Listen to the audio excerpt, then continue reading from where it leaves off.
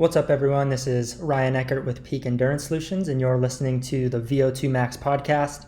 In today's episode, I brought in nutritionist Dr. Adrian Chavez, and I really enjoyed the conversation that we had. We talked about a few different topics that he was interested in, and I found our conversation really, really engaging, and I got a lot out of it. We talked on a range of things such as low carbohydrate diets for endurance performance, the immune system and its response to chronic exercise, as well as some of the individual differences in responses to chronic exercise training. Like I said, I really, really enjoyed this episode. It's a little bit on the longer side of what I normally do, but there's a lot of really good information here. So hopefully you stick around to the end, and I hope you enjoy it as much as I did.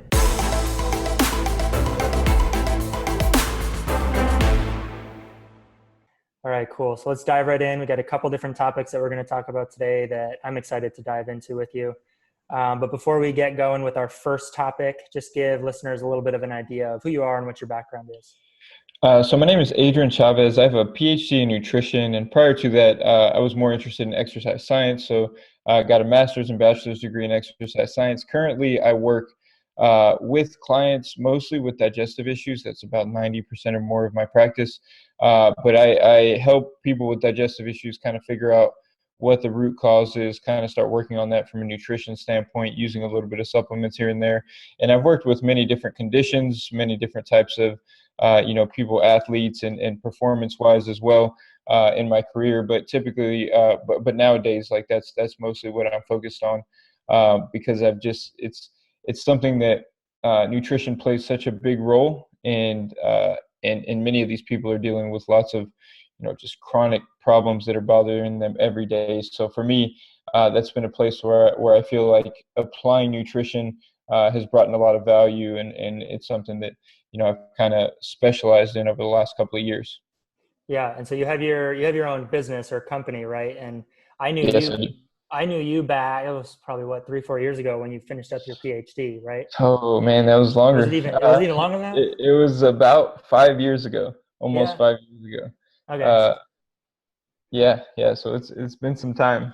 Yeah. Okay. And then so you got your PhD, and then how long was it again until you opened up your own practice instead of doing your own thing? So I got a PhD, and then I went into a postdoctoral fellowship. And most of the listeners here don't know what that is, but it's basically going on and doing research, getting prepared to become a professor at some point in time, and do your own research, get your own grant funding, that type of thing. But academia wasn't what I was hoping it would be as far as like fulfillment goes. The load was really heavy, and I saw the opportunity to take the knowledge that I had gained in getting a PhD and some of the skills of developing interventions and helping people change their lives.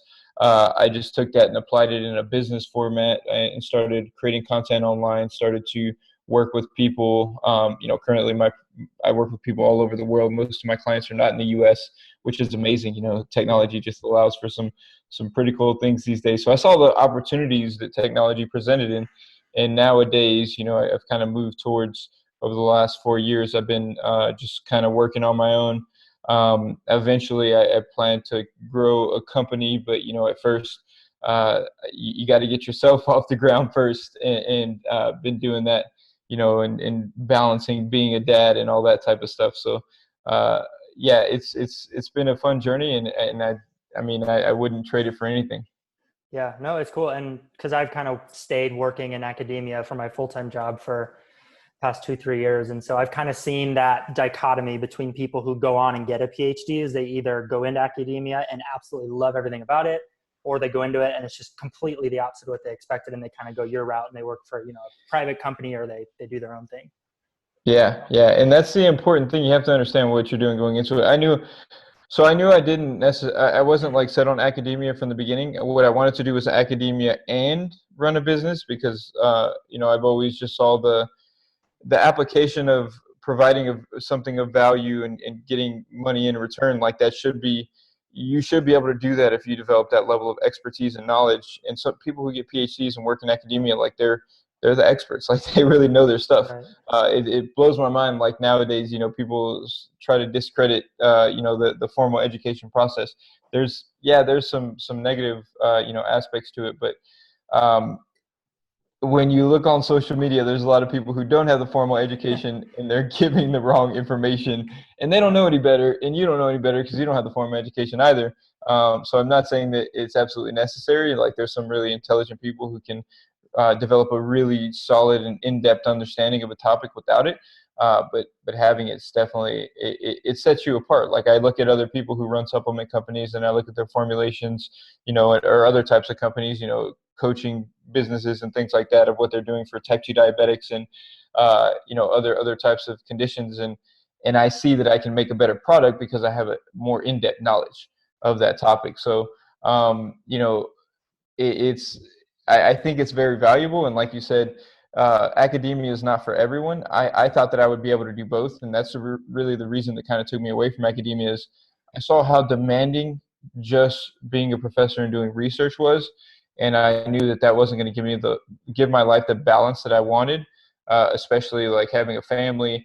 Like, I didn't want to be 70 hours a week, writing papers, trying to get research grants, teaching students, participating in faculty meetings, and everything else that comes along with being a professor at a major university. Yeah, no, it's super demanding. And so I couldn't even imagine trying to be a full-time professor and having a business on the side. That would be. Yeah. I knew that wasn't going to be possible. And that was the point where I was like, the business was my number one. Academia was just kind of like, I've heard people call it like the investor of like, that's what's going to pay you the salary so that you can invest in the business and grow that long term. But now the internet just kind of changes things. The cost of entry is so much lower now. So you don't necessarily have to work for years and years and save up to open a business and invest in, equipment in a location and all that. You can just get going and you can see if it works. Right.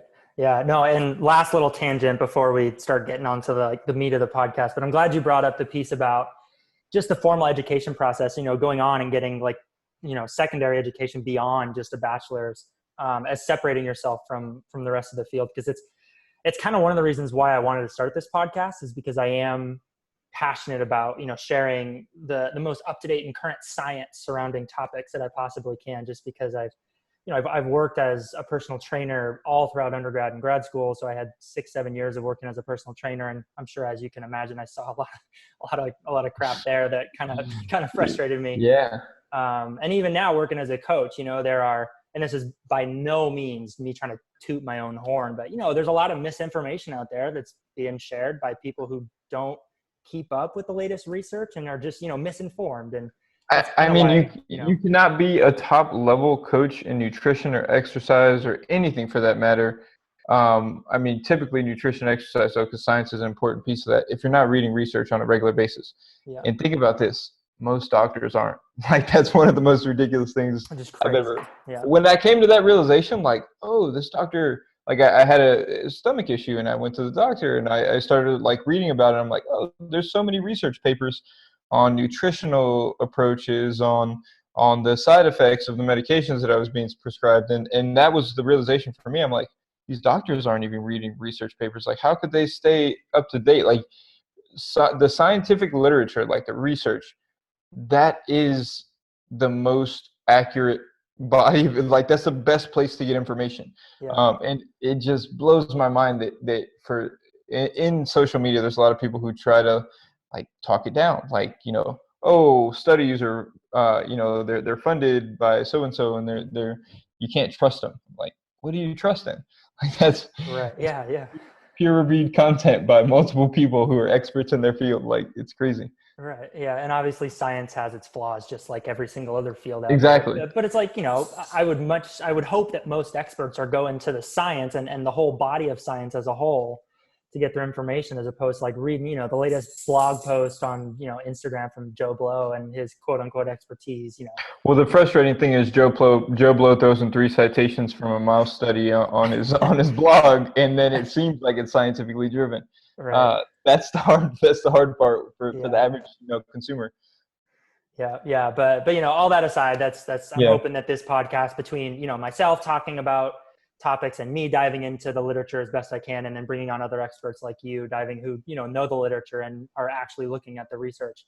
I'm hoping that this can not only be a form of continuing education for myself, but also, just to help inform other athletes who are self-coaching themselves, but also other coaches as well. Hopefully this is a source of really good evidence-based, research-driven content that they can get a lot Yeah, out of. yeah, that's the way to go. We need more of that. So yeah, let's jump into it. Speaking of internet experts, the first topic is a really good one that I think we should definitely kind of go into some detail on.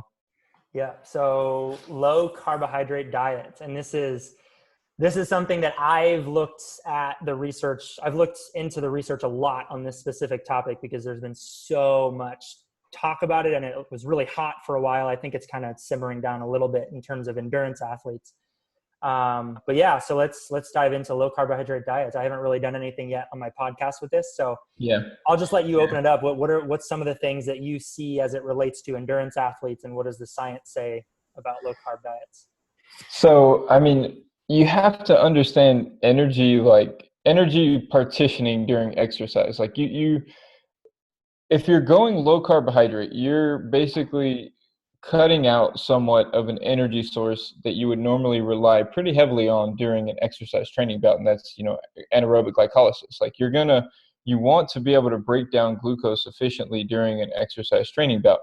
Now, one of the things that I saw, and I actually, like when I first saw this, I was pretty surprised, is there was some slight benefits from going low carbohydrate and becoming, quote unquote, keto adapted. But as I read more about it, it made more sense because keto. I was thinking when I first saw this stuff coming out, like keto endurance training, I'm like, there's no way, because carbohydrates are so important for endurance training, and they're so important for fuel during intense activities. Like during an intense activity, your body is using a lot of glucose, and if you don't have that glucose available, you're operating on slightly less of a fuel source. And some people will say, well, you can get on ketones and that'll replace it. But the reality is you want to be able to use ketones for fuel. You want to be able to break down lipids and use those for fuel, and fatty acid through oxidative metabolism. And you want to be able to use glucose for fuel. Mm-hmm. And lactate, and be able to, kind of use lactate for fuel as well. And if you're not training all of those, then you're probably going to be at a little bit of deficit. And that's where I think the keto adapted showed some benefit and showed some initial promise in some studies, is that you're training your body to use another fuel source more efficiently. And by doing that in the short term, there can be some slight benefits in terms of performance in the short term. But when it comes to actually training during a training session, you still want those. Like if you took someone who got keto adapted and then performed low carb, then they're not going to be able to train as well, from the research that I've seen, as those who go, just stay with carbohydrates, because the carbohydrates are more important during the endurance performance session. So if you're going to do the low carb diet, I look at it as a metabolic training to become more flexible, to be able to use ketones more efficiently, to be able to use fatty acids more efficiently, and you're manipulating your nutrition to allow for that. But if you stay on a ketogenic diet over the long term, that's going to lead to insulin resistance. That's going to lead to a lowered ability to metabolize glucose and store glycogen. And when you do that, you're going to hinder performance. So, I mean, short-term studies could probably show a benefit, and I've seen some positives and negatives, depending on what factors are being looked at, like peak performance, or I saw lactate levels. One study reported lactate levels lower on people who are doing a keto diet, which would make sense because they're just doing less anaerobic glycolysis. So that makes sense. That doesn't necessarily mean it's better. So I do think that it's training another fuel source of training our body to become more efficient at using that fuel source. And that's something that you want. That's something that you want for performance. That's something that you want for health. You want that metabolic flexibility. You want to be able to go from ketones to glucose to fatty acids if you need to. And when you're performing in an intense endurance exercise, you need to use every available source of fuel that you can. Yeah, no, I think you nailed it with, if there's like one major take home message that I can try and give people from what I've seen from looking at that research, is that if you go low carb, you basically lose out on the ability to go back and forth efficiently between using carbohydrates and using fats. You just become really, really, really good at metabolizing fat, Mm-hmm. which is great if you want to try and like walk across the United States, you know, at a really, Exactly. really low intensity for an incredibly long period of You'll time. have low lactate levels the whole time, Right. but Right. You probably won't have to eat any carbohydrates because you'll yeah, just be burning nothing but fat. yeah, And so that's where I could maybe see some potential benefit depending on the duration of the event. But even like, I think what a lot of people don't understand is that if you look at events like marathons and even like Ironman distance events, you know, 8, 10, 12, 15, 16-hour events, you're still burning you're at an intensity for most people that's high enough that you're still burning a very significant amount of carbohydrate. And if you're not at that intensity, you're not going to be performing well. Like right. that's that in that level of intensity, you require carbs. So you can get really good at not using carbs, but that's I mean, from the studies I've seen, there's a slight decrease in performance. But you also have to factor in just so many other things when it comes to nutrition. Because a lot of times, what I see a lot of people do, and it's kind of frustrating, is this is the first time that they followed a diet to the T, like when they do keto, because it's just very simple rules. It's eat fat, don't eat too much protein, don't eat any carbs for the most part, and that's easy to do, so they follow it very closely. Whereas prior to that, many people have never followed a good nutritional strategy closely. And keto simplifies it, makes it kind of easy to say, oh, well, I don't have to, count how many carbs I'm going to do every day, fat. I can just restrict carbohydrates and get lean too. Yeah. Yeah. I mean, nutrition is so complex, and that's where it's potentially, I don't want to say dangerous, but it's just misguided for a lot of athletes who unknowingly will just jump from, one extreme to the other and have no idea how it's going to affect them and what it does to their energy metabolism, which is so important as an endurance athlete. Uh, Yeah. and I know of one researcher actually who I think he's based out of New Zealand. And he's a pretty high level triathlete. He actually won like the overall age group event at Ironman World Championships a couple of years ago. So he's pretty good. And he works with a lot of professional athletes as well. And he kind of tends to follow a lower carb approach. Mm-hmm. So before I get a bunch of like flack and hate from people who do follow it, because there are some endurance athletes out there who do follow a lower carb approach and are successful. And that's where the individuality of nutrition, I think, comes into play. From what I've seen in the research, at least, it doesn't seem like it's the most effective approach for most people. And I have no idea how he is getting into the minute details of how he approaches that dietary approach with himself and other athletes. But I think it's good. And this is why we look at the research. We tend to look at what does the research say in general about most people. It doesn't necessarily all the time give us the exact answer for every single individual. It just gives us like a general overview of what we see across groups and populations. That's so important because scientific studies are averages. And you'll see a lot of people, like, for example, you'll see people say, oh, well, you know, gluten doesn't cause any type of, inflammation. So, I can show you these 12 studies that show that it doesn't. So, no, you can't be reacting to gluten. But lo and behold, this person might actually like literally have like a gluten allergy where they're that one person that's reacting, and that doesn't show up in the averages because the study was sufficiently powered. There was enough people in the study so that one outlier doesn't affect the average, but you can't apply the average to everyone. That's we all know this. Every single aspect of our genetics, of the way we train, affects what the outcome is going to be. And genetics is one specific area where, I mean, we know this, but and we've always known this. Like, you see athletes whose, their mom and dad are both an athlete, and they're just an athlete from day one. LeBron James, for example, like from a genetic standpoint, like most people could never, like that's just, most people could never get that fast and strong in combination with any amount of training, even if they were that height. Like it's just there's so much variation in individuals' ability to increase strength in response to the same exercise training. Like if you dive in to the genetics literature, and I've done that in the past. I'm not up to date with that. That's not like the area that I work in.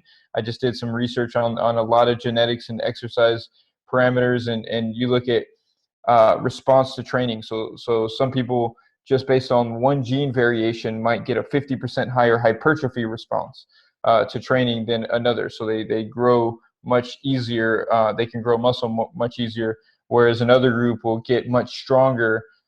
They'll get 50% more stronger. And like literally one gene will affect that much.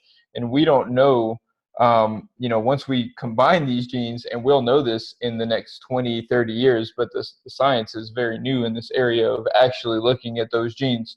We'll be able to take your genetics as a kid and say, this is this is really the height of your genetic potential. People say that this is the height of your genetic potential. We'll actually be able to measure that once we have enough data, once we have algorithms put in place, once we really understand how these different genes interact, because we can know, okay, you have this gene that puts you, at higher ability to gain strength, and you have this gene that puts you at higher ability to do endurance. But that doesn't mean you're going to be strong and be able to be really good at endurance sports, because they might interact with each other and cancel each other out, or they might interact with each other. And that's the part with genetics that we just don't understand yet. So there's a lot of companies that are, on the cutting edge of this and are trying to, do personalized exercise protocols and things like that based on these couple of genes that have been identified to be important. But, in that regard, we need to understand better how these 75 genes are going to interact, not just how this one gene might interact in an average population. But that is giving tendencies of like whether someone's more likely to be an endurance athlete, whether or not someone's more likely to be a power athlete or more likely to put on more muscle. And that's the individual variation, as you were talking about, where a lot of this will be explained by genetics, a lot of this individual variation. And this has been documented since the dawn of time, where 40 years ago, where we would look at, we'd put people in exercise training, we'll keep them in a lab and have them do the exact same thing, eat the exact same thing, create the exact same caloric surplus. For example, like there was some twin studies, I think it was about 40, 50 years ago, that they took, two groups of twins, and then they fed them all the same amount, or they fed them 1,000 calories extra, and then they had them stay in the lab in a metabolic chamber so they can measure exercise, energy expenditure, and control everything. And there was like a 30 times difference, or, there's a massive difference between one person gaining 30 pounds and then another guy like losing weight with what was supposed to be a, caloric surplus. So that's the type of stuff we see. And that's one of the challenges as a coach, is you try to apply the same system to different people, and one person just hyper responded to it, and another one's just, they can't recover, they can't, they're not responding to it well, and you have to make adjustments. But you really have to be able to identify those differences, and it's going to be amazing once we have the data to be able to apply that in practice. Whereas a coach, you can just, run a genetics test and get a spreadsheet of like, this is probably the best way to train this person. But we're far from that right now as far as science goes. Yeah, no, and you kind of started merging into another topic that we'll talk a little bit more about, which is genetics and exercise responses. And it's the same thing with nutrition too, just like you said, there's so much individual variability, just like there is with responses to exercise training. And I think one of the key take home messages for some listeners, whether you're a self-coached athlete or a coach, is the research is what it is, right? Like and sometimes when you bring up nutrition research, it's almost like religion or politics to some people. It's like, it's not a debate. It's more so like, this is just what research says. This seems to be like what we tend to see across groups and populations. This might be the best approach that we take on average with most people. But then that's where some of the nitty gritty details of, coaching comes into play. And that's more where the art comes into play too, is you start to try and figure out, okay, well, this approach, worked for this person and this person and this person, but this person's not responding the same way, that they just have some slightly different genetics than these other people. So we have to adapt and adjust things on a more minute level. And it's like that with diet. as well as it is for exercise too. So Yeah, I think at some point we'll be able to find those people who really do better off of a low carb diet. We'll be able to, modify nutritional approaches based on genetics. And I've seen a couple of those genes before. But again, it's just there's so many different factors involved yeah, there that I don't want to, you don't want to look at that gene and put too much credibility to it, because 2 years from now we might see two other studies that show the opposite. Like, because genetics is it's such an emerging research. And I did some consulting for a genetics company about a year ago, and I mean, it's fascinating, but we're just not there yet as far as like being able to really use it effectively to help coaches and help personalize programs. yeah, definitely. And it's just, I could imagine it's just so complex too with all the different genes that we have. That's where AI is So going to come into place, yeah, like artificial intelligence and just mass data algorithms, where we take all that 23andMe data, we take, just pools of data together, and, really smart people that can do some cool things with it. yeah. So in the meantime, I guess to kind of wrap up the low carb diet talk, it seems that low carb approaches might not be the best for most people. There are definitely people out there where it seems like it can work, because there are some Mm. people who are really successful while doing it. But my biggest take home would be, if you're going to think about making any radical dietary changes, see a registered dietitian.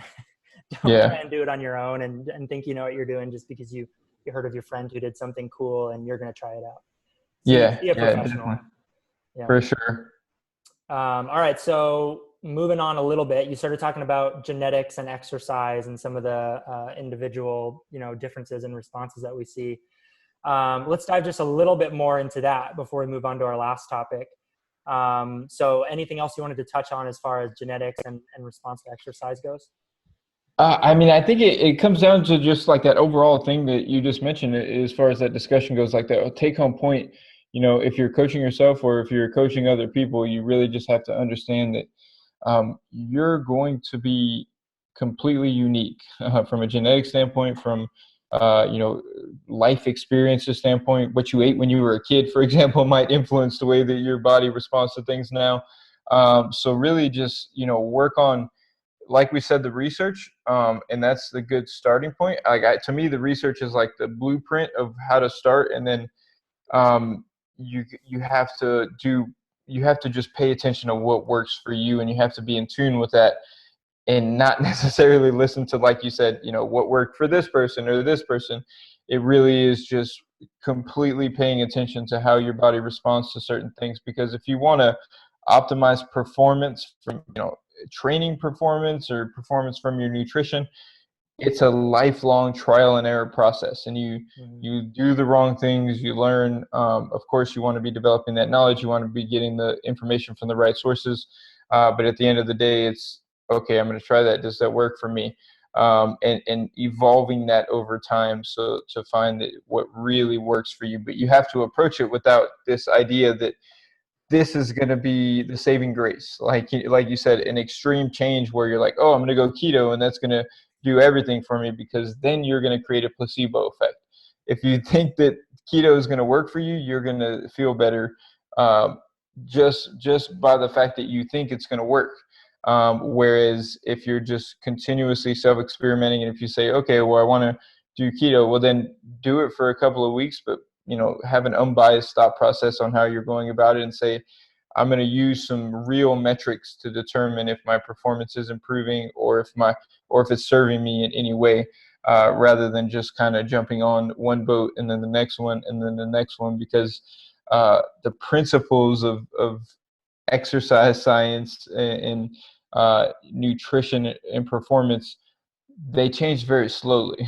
like the experts don't change their opinion. I see a lot of people say, well, what is it? All the experts say one thing and then another. And I'm like, no, you're not talking about experts. Those are people who run blogs. That's media stuff that you're getting from, like, media. But if you talk to scientists, if you talk to people who are doing the actual research, it's very stable as far as what works and what doesn't work, and the principles that actually go into optimum fuel performance. Like, those studies on keto have been done for years. If it was this magical thing, scientists would have been Right. telling everyone to go keto. Those studies, they weren't done, last month. They've been they the research has been done on that for decades now. Yeah, yeah, it is so true too. Because when you look at people who aren't as well versed in what the actual research says, opinions vary so widely. But when you Mm-hmm. talk to like exercise science researchers on, like periodization, for example, which is like such a foundational concept for exercise training, it's like pretty unanimous across the board. There's obviously going to be a couple researchers who try and shake up the field a little bit and say, oh, this is all garbage. We need to totally rethink it. But for the most part, the principles of like nutrition and exercise science are relatively intact. They evolve very slowly over time, and it's kind of the coach's job or the self-coached athlete's job to take those principles, apply them, and then over time tweak ever so slightly to fit their individual makeup. And I Yeah. guess like a really good example that I can think of is a taper leading into a competition. Like you would be very hard pressed to find a coach or an athlete who doesn't do a taper leading into like a peak performance, because we know it's very well documented that a taper is going to lead to a much better performance on race day than going into a race really fatigued. Yeah. But how long you do the taper and the exact makeup of the taper is going to differ a little bit depending on the athlete and how they respond. So Yeah, and that's one of the things that I had done research on is recovery from exercise, and I mean, just with all this other stuff, it's amazing how much one gene can have an impact. Where they'd look at two people and one gene difference, they'd be like, creatine kinase levels would be increased for 3 times longer for a certain gene, which just indicates the higher level of muscle damage at that point in time. Interleukin-6, inflammatory cytokines as well. So they show that in some people, there's a prolonged inflammatory response. There's a slowed healing process, and for others, it's just like they can exercise, and the next day it's all fixed and they're ready to go. And a lot of that depends on your immune system. That depends on how the genetics impact your immune system. Some of that depends on nutritional status as well. But yeah, and that's where kind of figuring out in the next 5 to 10 years, I think we'll have some good decent genetics like markers where we can look at and say, oh wow, that makes sense. That's why when I go for a run, I'm sore for 2 days, whereas like my friend just goes for a run and they're ready to go the next day. right. And that's another one that some people think, I this person did it, so I should be able to do it. And sometimes they just have that extra gear built in that you may not be able to tap into. Yeah, for sure. I'm sure you heard of the marathoner Eliud Kipchoge or whatever, and how he broke 2 hour marathon. Yeah, Um, yeah, it's like, yeah, that's unbelievable that he broke it, especially way earlier than researchers were predicting that the 2 hour barrier would be broken. But it's like, yeah, I will never in my entire life even come remotely close, no matter if I do the exact same thing that he does for like 20 years. I won't even yeah, come remotely close. There's obviously a combination there of like the best approaches to training and nutrition in the world combined with unbelievable genetics. So yeah, yeah, it's where yeah. the individual differences in response to train, like chronic training, come in. Uh-huh. And that's just one example. But you Yeah, started. just like those people who will do like, a triathlon every, I don't, I'm sure some of them that have done like 70 Yeah. triathlons in 74 days or something. I'm like, the average person would die, like not die, but like Right. really, and this it would really impact them. Like they would be sick. They would not be able to move. Like the muscle damage would be so great that that would lead to them going to the hospital and probably on the verge of death. But some people, uh, they can tolerate it, and you can train that to a certain degree, but Hmm. there's a large percentage of that just like there's a large percentage of our height, like how you'll see, there's one guy that's 5 foot and one guy that's almost 8 feet. Um, that same variation exists in these other areas as well. It's just not something we see. Like we see height, so we can see, oh yeah, genetics determine height. We don't see ability to recover from exercise, but the variation is that great. Yeah. Yeah. I mean, one take home is make sure you pick your parents wisely, I guess, if you plan on becoming some kind of champion endurance athlete or champion strength athlete, whatever it is. But yeah, the other thing to it too is just, yeah, not getting too caught up in exactly what other people are doing and how they're doing it. It's more so about just making sure that you're approaching things from like an evidence-based perspective, and you're doing all those things to the best of your ability and with the best knowledge that we have of what science says is the best approach, and then just trying to figure out and maximize your genetic potential. And that's really all you can ask for. You can't force it. Most everything is trainable to some extent, but the extent to which you can train it and how good or how fast or how well you can train it is obviously somewhat out of your control. Yeah. Point. So yeah, you started talking a little bit about the immune system when we were talking about genetic response to training. So let's dive into that a little bit more. The immune system. Yeah, I just did a podcast episode on this recently, and I just think it's really interesting because we know that, exercise is good for the immune system, and it challenges, like, exercise is a stressor. It's a huge inflammatory response that kind of trains our immune system to get a little bit better. And people who exercise, tend to have lower rates of infection and cold and flu, and it doesn't last as long. But when we look at individuals who exercise to a very high level, and again, this is going to depend on, this level for you is going to largely depend on genetics, but that leads to a suppression of the immune system for a period of time after the exercise training bout. And with prolonged exercise, these, like you said, the 70 triathlons in less than a year or something like that, where you're just training and training and training and exercising at a very, very high level, that can lead to just a chronic depletion of the immune system. That can have some, I mean, there's people use this term adrenal fatigue. That's not like, it's not a proper way to describe it. The proper term is HPA, axis dysfunction. That's where you'll see it in the scientific literature. But that'll happen sometimes with people who are chronically exercising or exercising at very high levels. And that's an important thing to pay attention to. Now, you can mitigate some of that with nutrition. So there's actually, zinc is an important one. Vitamin C can help with that, with the immune system, help support it, because it's been negatively affected by high levels of exercise. There are several studies that show that after a very heavy exercise training session, whether it be a marathon or a triathlon, that a lot of athletes will end up getting like a cold or a flu, not too long after that. Using vitamin C can help reduce that infection rate, and zinc is another one that can help with that as well. So from a nutrition standpoint, if you are training at that high level, it's important to pay attention to your own genetics and your own ability to recover and work your program your training accordingly. But nutrition can have an impact as well, and that's where you can really get some benefit from working with a specialist in this area, because using a little bit of zinc as a supplement, using a little bit of vitamin C as a supplement can help support your immune system after training. There's other things like carbohydrates, for example.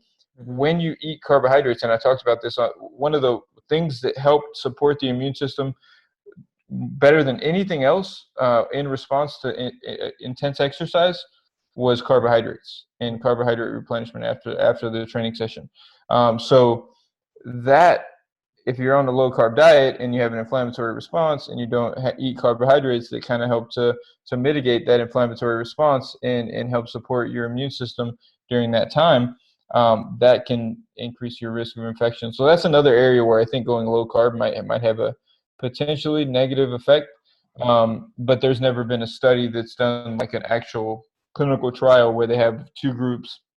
One goes high carb, one goes low carb, and they look at whether or not the high carb group gets sick afterwards. But the studies that have been done in that area were more looking. They have someone do an exercise training session. They'll give them carbohydrates after the session, and then look at inflammatory markers for the next couple of days. And then same thing they'll do without the carbohydrates after the session and look at inflammatory markers and immune system function. And what they're seeing is that inflammation's down a little bit. The immune system seems to be supported with more carbohydrates after the meal. Flavonoids is another one. So this is a group of nutrients that comes mainly from plant foods, things like berries, cherries, like dark colored plant foods, grapes, wine has some of those too. So like just dark colored fruit, usually carbohydrate containing foods can help with that as well. So I mean, one of the things that I've always done is like I do a smoothie either after or before my workout, and that gives the carbohydrates, that gives the flavonoids, that gives some of those antioxidant nutrients to kind of help with that recovery process. But nutrition can play a big role in recovery.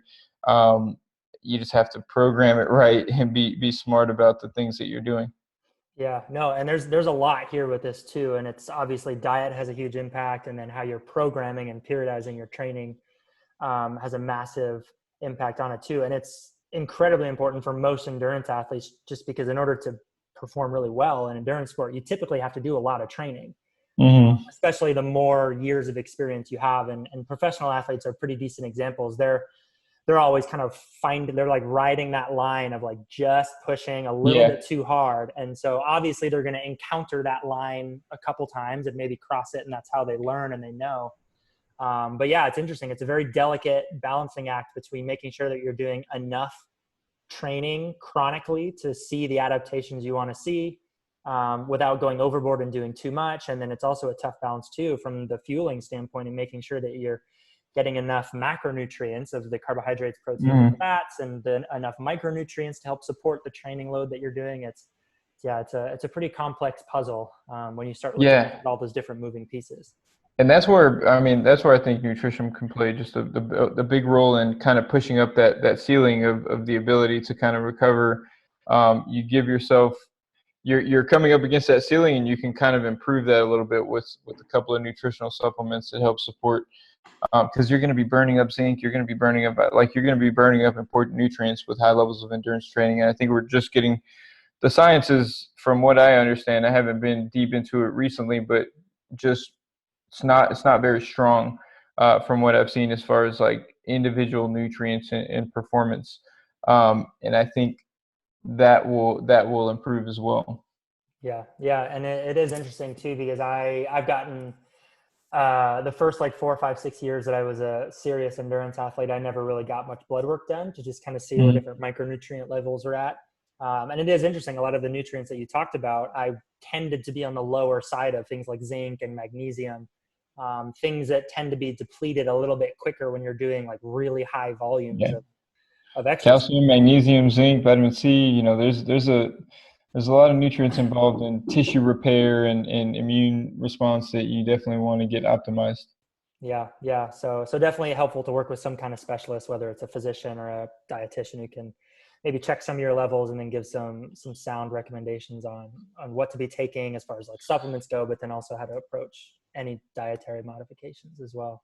Yeah, yeah. So definitely a lot there as far as the immune system goes too. And another thing that's interesting is also how you approach like the chronic programming of your training too, because obviously diet is huge, but this is again bringing up the topic of periodization, where there's those planned and systematic recovery periods and Hmm. downtimes and spaces within your training where you allow your body to, I like to use the phrase, absorb the training that you do, because obviously you're only going to adapt to the training that you recover from. If you're just constantly Yeah. pushing really, really hard every single day for weeks and months and years on end, at a certain point, you're going to hit, a breaking point where, just like you said, you'll reach this kind of burnout state, which typically is like some kind of HPA axis dysfunction. Yeah, and sometimes it's hard to get out of it. I don't know if you're familiar with David Goggins. He talks about like he actually hit that at one point.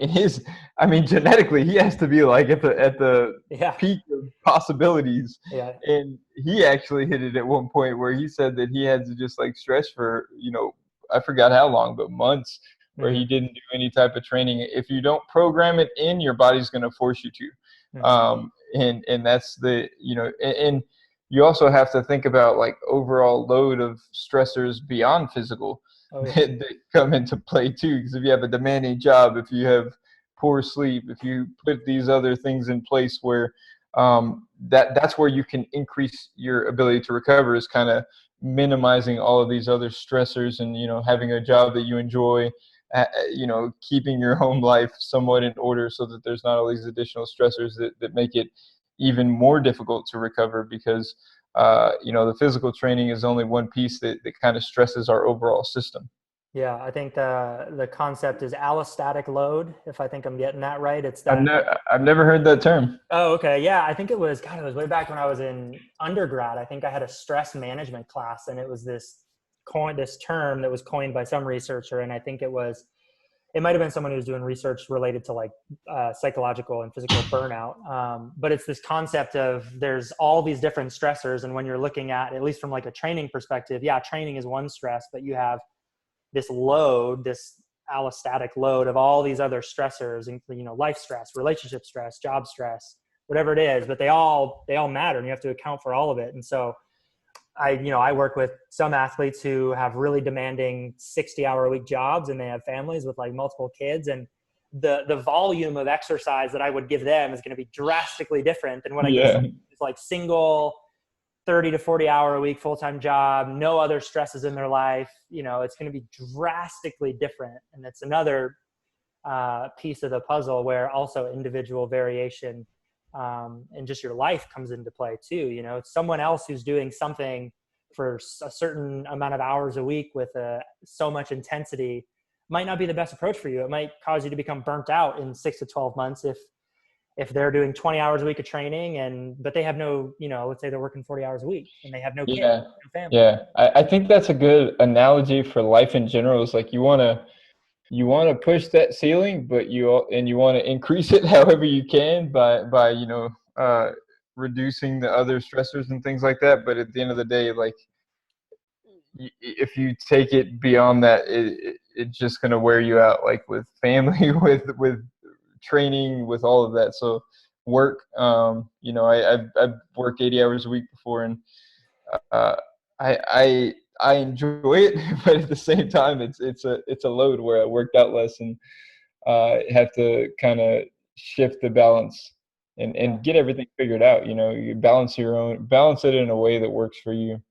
Yeah. Yeah. I'll probably have to do a whole nother podcast episode on burnout or something, because there's just like I've so seen many. I've seen it so often. Yeah. Like when I used to work with just general clients, I would see that very often of like exercise induced burnout, or just, I mean, lifestyle induced burnout too. Like some people, it's just they had 3 family members die in one year, and then they lost their job, and then they were still exercising, and then they had just so many other things going on. It's not, even then, it's not a physical stressor, but it's a really heavy psychological stressor that leads to the same type of burnout that you see with athletes just training at too high of a level. Yeah, yeah. And the interesting kind of dilemma that I tend to notice with endurance athletes is a lot of them tend to be really like driven, high performing, type A personalities, in the sense, that's how they approach. And I'm the exact same way. And I've had to Yeah. work on kind of toning down a lot of areas of my life so that I'm not going to burn myself out. But yeah, they like to push it. They like to push everything. They're how much they're doing with their family. And then they, work like these really high level full-time jobs with 50, 60, 70 hours a week. And then on top of that, they're like, I'm going to qualify for the Ironman World Championships and train like 25 hours a week on top of everything else that I'm doing. And yeah, it's, that maybe for 6 months you can get away with it, but in the long term, Yeah. And by finding that ceiling, you can stretch, the amount that you're able to do by really dialing in on your schedule, by getting, just over time you can find that. But if your mind gets too far ahead of where your body can actually handle, that's what gets kind of out of hand. And I've been there before, because yeah. I don't train for any sports or anything, but I train hard. Like I run on a regular basis. I lift weights. I play basketball.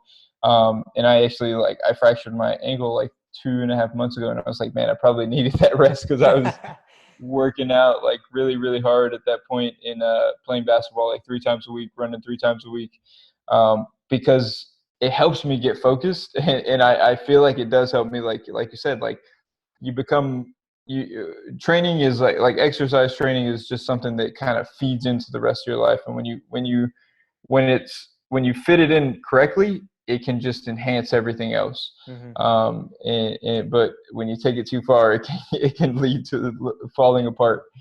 Yeah, it's a real tough balancing act. So yeah, no, that's good. It's given me some ideas on some other topics I can do in future podcasts. Yeah. But yeah, so since we're getting close to almost an hour now, we'll start to wrap things up a little bit. One thing I figured we could finish off with, obviously there was a lot of topics we talked about, but one of the main themes of the podcast is to help bridge the gap between science and application.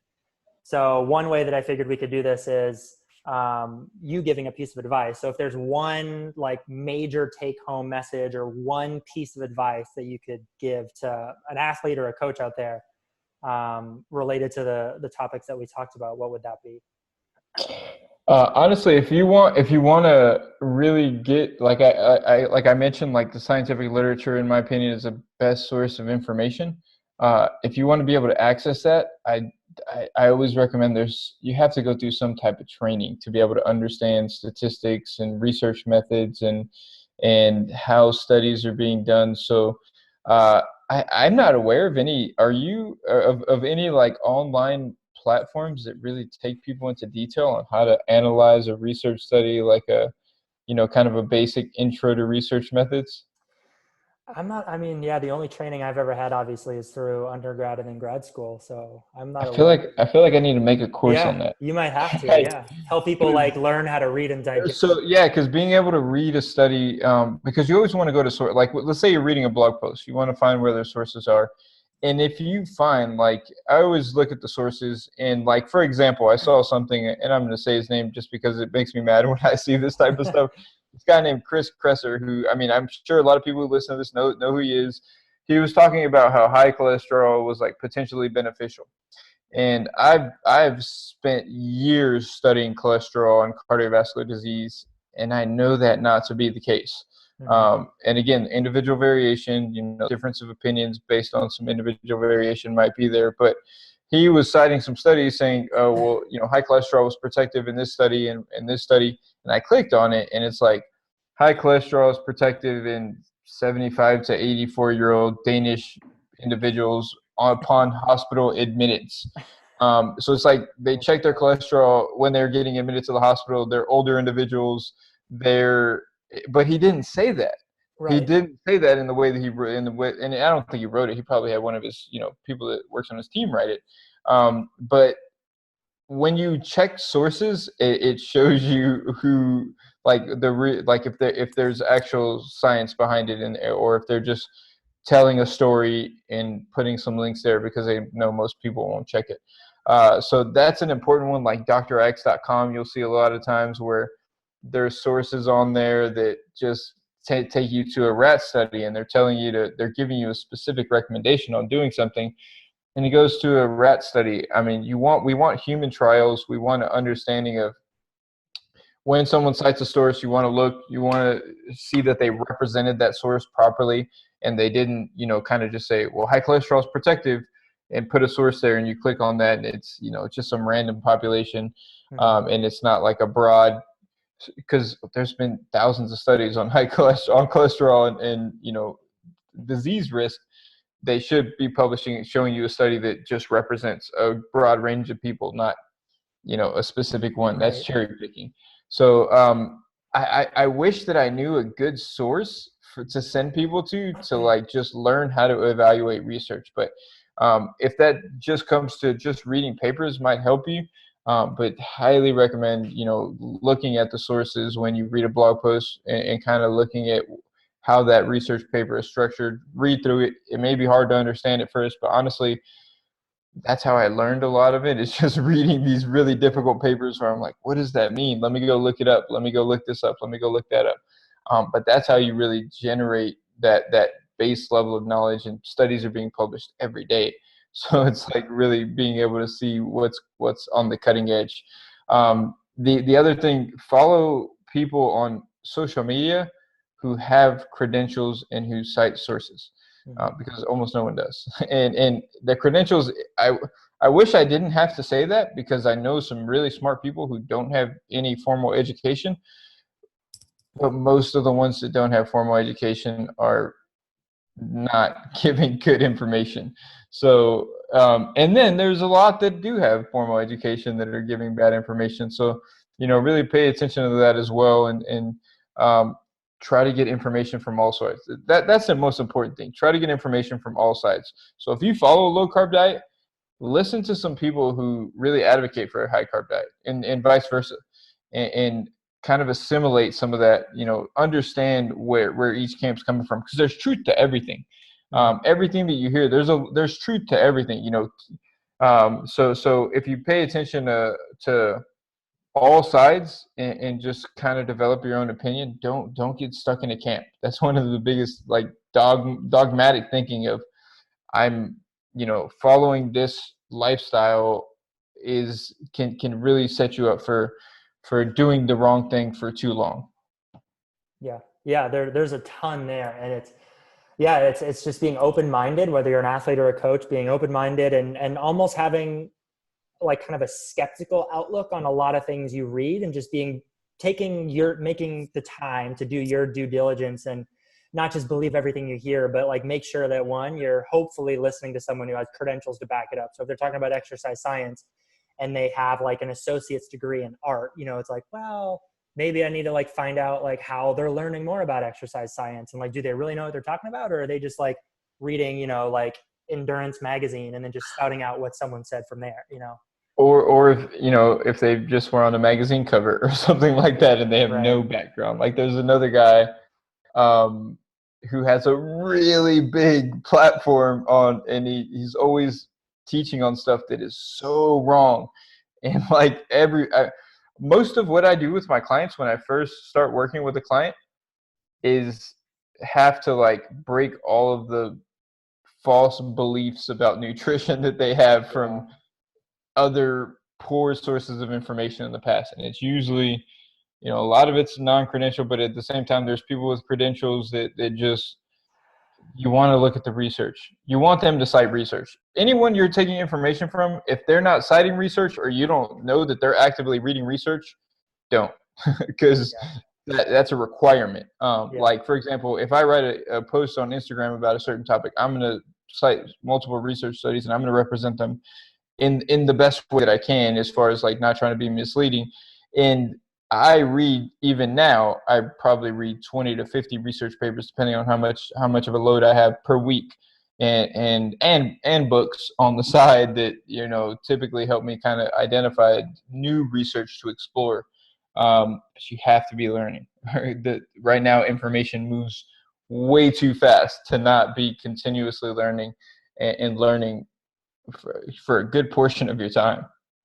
Yeah. It's, and there's plenty of research out there for people to read because there's so much of it. So you'll never be short on research articles or even just abstracts to read, because it literally, I had to like unsubscribe from some of the journals that I followed, and I had to narrow it down to like one or two that I get most of my information from, because I would literally get, a monthly email from so-and-so journal, and it would have like 7 different articles that I wanted to read, and then I'd get another email over here, and pretty soon I had like 60 articles that I wanted to read. And it's like, I don't have time for all of it. Yeah, to focus myself, I started writing research reports on particular topics. There you And go. I think I might actually try to get them like published in the future, because Sure. I've written like I'm in the process right now of writing like nutritional guide to constipation. And like, I do that so that I force myself to go in and look at every piece of research that's new, and I'll probably revise that every like 5 years on the topics that I want to be really good at, so that I can just focus, because I used to just read all over the place. But I think about one topic that I really want to understand as best as I possibly can, and I'll write up a really, for you it could be a blog post, but I'll write up something really long, turn it into multiple podcast episodes, and that's how I do it. Yeah, no, that's kind of the same way. And I started doing it with just writing. I'd read on a certain topic and then write something about it. But most athletes and coaches out there don't like to read, unfortunately. So I figured a podcast might be a slightly better approach to at least hopefully help share some evidence-based information. Podcast, you can do it while you're exercising, Right. and then if you're providing the research in the back end, people are going to read it. Yeah. So yeah, definitely. I think a big take home message is just start reading something and hopefully make sure that it's some type of like research article, abstract, something that's evidence based. Or if you're reading a blog post, like make sure that that person has some credentials to back it up. They know what they're talking about. Just making sure that you're kind of filtering out some of the BS that's out there and hopefully filtering in just good evidence based sound information. Yeah, definitely. Yeah. And so you're definitely one to follow. That brings us to some of the ways that people can keep up with you. So Instagram, Twitter, and your website are a few of the ways. So I don't have a Twitter. I have a podcast called Your Nutrition Prescription, and that's probably one of the best places as far as like really just getting a better understanding of research. And I have like 300, almost 400 episodes. So you can literally go type in Your Nutrition Prescription and type in like a topic, and I probably have multiple episodes on that particular topic. They're short. I talk about a very specific, what does the research say about carbohydrates and diabetes risk or something like that, and just kind of dive in, cite a couple studies, talk about what I've kind of my belief system on that. And my belief system, like I don't subscribe to any diet. I don't really care about that. I care about the truth as far as what's really going to help people. And so I try to give both sides of the story. You'll hear me talk negative about things and positive about the same thing, the same thing from a different angle. So that's a place I recommend. Instagram, Your Nutrition Prescription, same thing. I post there pretty frequently. That's mostly going to be on digestive health stuff because that's kind of where my bread and butter as far as like educating from that perspective. But the podcast is all over the place. I talk about so many different topics. So like I said, I just did one on exercise and the immune system, but typically each episode is going to have 4 or 5 citations of different, or at the very minimum, I've gotten up to date on the research if I haven't read it recently before I record an episode, so I can make sure that I'm giving out accurate information. Yeah, no, cool. And I've been following you on Instagram, definitely worth following. I haven't listened to your podcast yet, so I'll have to start diving into that. I didn't know you had one. I just saw your Instagram. Yeah. So I stopped doing it a while back, and I just started back up again. Just okay. I enjoy it. Teaching is my number one. Like it's my favorite thing to do. So I will be publishing a lot more episodes on there, and so that's a good place. Okay, cool. Yeah, I'll be sure to link those into the show notes below. But yeah, thanks for taking the time to talk about all these things today. Yeah, for sure. It was great being on here. Yeah, awesome. Great catching up with you. And yeah, hopefully listeners got something out of it. Definitely. All right. Cheers. Take care.